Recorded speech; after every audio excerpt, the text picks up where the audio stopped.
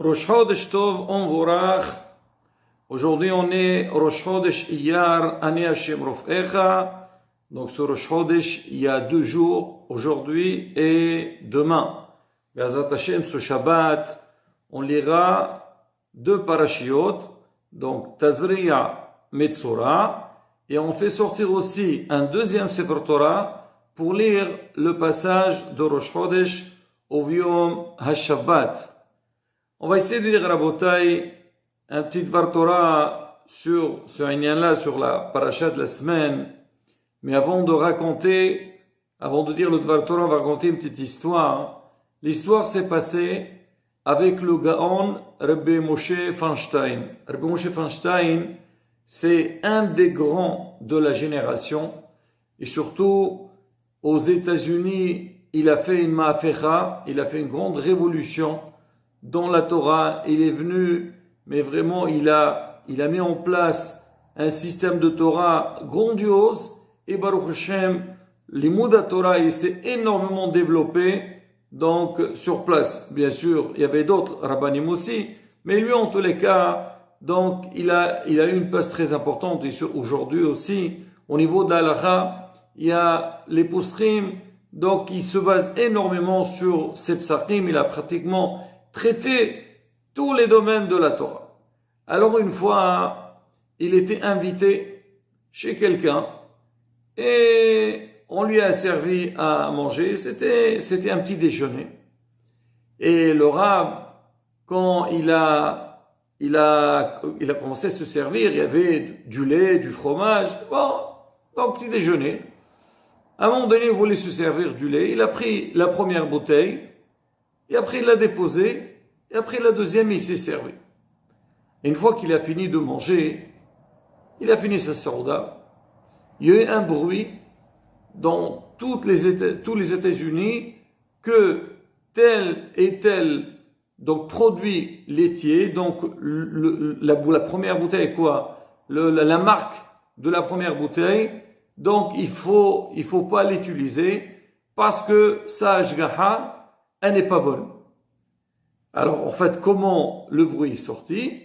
Disons le hôte, il a vu le Rav comment il a pris la première bouteille et il n'a pas utilisé, il est passé la deuxième, et s'était dit certainement l'ashgaha n'était pas bonne et le Rav ne consomme pas cette ashgaha. Et bien sûr, si les gens ils entendent que Rabbi Moshe Feinstein n'utilise pas cette ashgaha, cette surveillance rabbinique, alors donc il n'y a pas lieu de l'utiliser. Et que Dieu nous préserve. Donc le propriétaire de ce produit-là, il a failli faire faillite parce que tous ces produits, les gens ils voulaient plus en acheter. Il a commencé à vérifier qu'est-ce qui se passe. On lui a dit qu'on a sorti un bruit comme quoi, donc la surveillance rabbinique qu'il utilise, Rabbi Moshe Feinstein n'utilise pas. Et il est parti voir la personne qui a sorti ce bruit-là.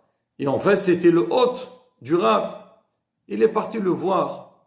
Il lui a dit, dis-moi, comment t'étais permis de dire ça? Il a dit, écoute, Rabbi Moshe Feinstein était chez moi à la maison et je lui ai servi, il y avait 2 bouteilles de lait. Il a pris la première, il a regardé la ashgaha, il a mis de côté, il a pris, donc il s'est servi de la deuxième bouteille qui avait une surveillance différente. Il est parti voir Rabbi Moshe Feinstein, il est parti le voir. Il lui a dit, Kvod Harav, je voudrais savoir quel mal vous avez trouvé dans la surveillance donc de ce produit laitier que vous l'avez mis de côté, vous l'avez pas utilisé. Rabbi Moshe Feinstein était choqué, il a dit, mais de quoi tu parles? Il a dit, oui, voilà, telle personne nous a dit que vous étiez invité chez lui et il vous a servi, il y avait 2 bouteilles de lait, donc vous avez pris la première bouteille, vous l'avez mise de côté et vous avez pris la deuxième parce que l'ashgaha ne vous convenait pas. Rabbi Moshe Feinstein, il essaie de se rappeler, il dit, oui, je me rappelle très bien. Mais est-ce que tu penses la raison pour laquelle j'ai pas bu de la première bouteille parce que j'utilise pas cette surveillance rabbinique? C'est pas vrai. J'ai pris la première bouteille et j'ai vu qu'elle était vide, alors je me suis servi de la deuxième. Et c'est la simple raison que j'ai pas bu de la première bouteille de lait. Et si tu veux une preuve plus, viens avec moi. Il lui a montré, donc, ouvert son frigo. Il a regardé que les produits laitiers qu'il avait à la maison, la majeure partie, c'était avec cette surveillance rabbinique. Et là, donc, le rabbin lui-même, il a sorti un communiqué comme quoi pour dire que c'est pas vrai, que ce produit, on peut l'utiliser et la surveillance, elle est très fiable. Alors, Rabotai, de là, Hachamim, ils disent, comme c'est important, le inyan de la parole. Là, cette semaine, on va, c'est combien, Izaro, Hachamim Zaro bidevrechem. Faire attention ce que vous sortez de votre bouche. Alors, la paracha de la semaine, parachat Tazria, Rashi sur place, Tazria Mesora, Rashi sur place, il pose la question, il dit, c'est quoi le lien de la fin de parachat Shemini et le début de parachat Tazria? Et donc, on va voir Metzora aussi après. Alors, il dit, de quoi on parlait? Rachid a donné une raison, Hachem aussi, ils ont donné beaucoup de raisons, mais on dit, le dernier passage de parachat Tazria, il parle de quoi? Il parle de Ma'achalot Asorot, ce que l'homme n'a pas le droit de manger. Toutes les bêtes, les animaux qui sont interdites. Ici, dans Parashat Shemini, on va parler des halachot qui concernent l'homme. Et dans Tazria, on parle aussi sur l'année de Metzora, le lépreux. Et là, Hamim m'explique, il dit, Zotorata Metzora, c'est quoi Metzora? Mossi Shemra, celui qui fait de la médisance. Alors vient la Torah nous dire, écoutez, c'est vrai que je vous ai parlé dans la paracha d'avant au sujet de la nourriture, ce que vous faites entrer dans votre bouche. L'homme, il fait très attention, quel ashgaha je mange, quel produit il est permis, quel produit il est interdit, qu'est-ce qu'il est bien pour la santé, qu'est-ce qu'il est mauvais pour la santé. Mais vient la Torah derrière, elle nous dit c'est vrai, on doit faire attention à ce qu'on fait entrer dans notre bouche, mais aussi l'homme, il doit faire attention à ce qu'il fait sortir de sa bouche aussi. Parce que c'est vrai, quand tu vas manger, tu vas consommer, alors, tu peux faire du mal à ton corps, à toi-même, mais quand tu sors ce que tu sors de ta bouche, surtout la shonara, bien sûr aussi, donc les paroles, la manière avec laquelle on parle, mais surtout le lashonara, quand l'homme, il va parler du mal, chez Mishmor, il peut endommager beaucoup plus ce qu'il peut être, endommagé de la nourriture qui n'est pas cachère. Ça ne veut pas dire que l'homme, il mange ce qu'il veut, non. De la même manière que l'homme, il sait que manger, on doit faire attention, on doit surveiller, alors on doit être très vigilant, même au niveau de ce qu'on sort de notre bouche, faire très attention. On raconte sur un des Gdolim, Rab Meïssa Salant, ou un autre.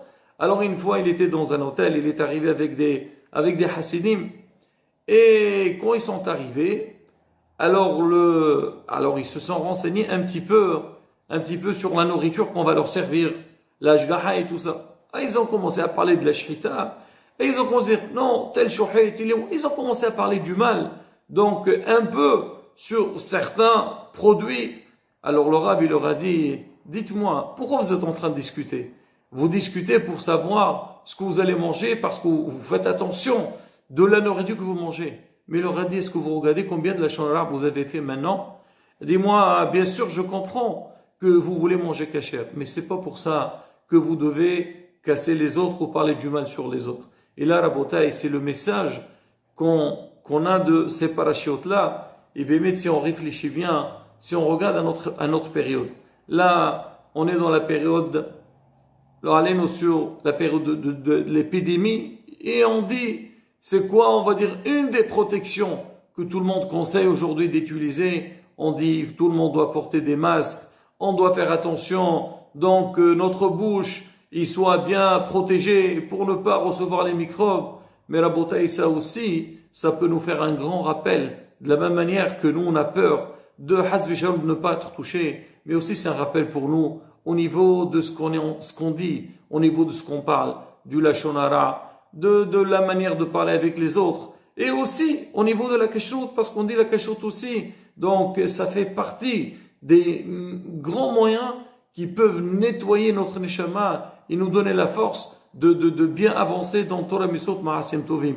Et là, Rabotai, là on vient de dire que le mois de hier, on commence à Neashim Rofecha, Hachem, il va nous envoyer la Refoua Shelema. Il faut savoir aussi, nous on prie Hachem pour nous donner la Refoua Shelema, mais nous aussi, on doit faire effort à toute chose qui peut être bénéfique pour nous, pour que Bezrat Hachem, on soit sain et propre et serein. Chez Merzeno, à Devalkot Shemo, chez Niske, les Chodesh Tov Mvorach, Shabbat Shalom Mvorach, et si Dieu veut, qu'on entendra des bonnes nouvelles. Bimhera Be'ameno, Amen, Ken Yerason.